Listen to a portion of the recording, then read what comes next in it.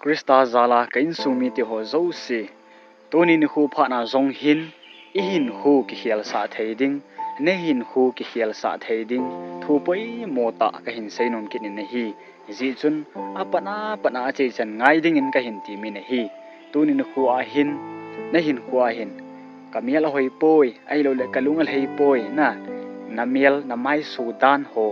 ming sela ni ke veting le na lung hlei lo na ho na sei na tam ta om ning ka ta san ne hi tu ni zinga zong na lung hlei lo na namiel na ke veting le ka hoi mo e cha ne ki sei na zong tam ta om ning ka ta san ne hi he zong le hi che video hi apana pana che chan nga yen chuting le ne hin khu hung ki khial ding he ti hi ka sei do no mi ne hi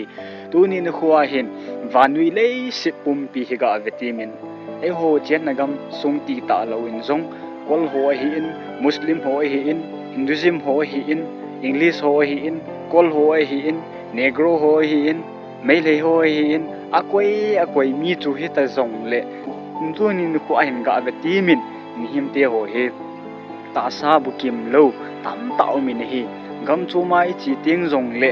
na train na to ho a hi lo le gam pa ma ha pono suna mu deu hin lampi pam ho a mi tam ta sa bu kim lo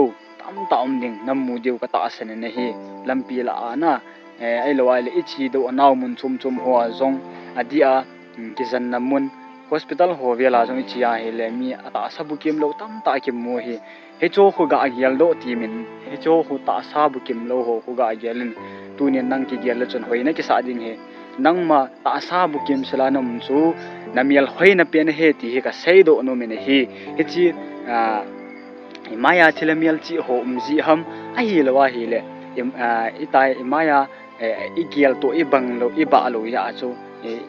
Hoi Kisalon Ho I Matai Poina Hito to Mi Hoi Mo Kitipone Hi Tunin Huahin Ta Sabu Kim Selana Umcho Namial Hoina Pipian Ahi Eti Hi Kasaido Nomine Hi Izitun Patinin Nasim Mihim Ling Sena Nasim Ta Sabu Kim Sela Hotla Kiang Nanaya Ailawa Tibu Kim Selana Umcho na hoi na pena hi zin ki pa ta le lung lei selen umin ti in pa kai mena ka hin ti min hi ji chen tu ni nu kwa pa na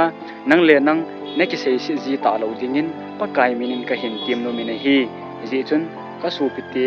pi de ta te ho tunin khwa hin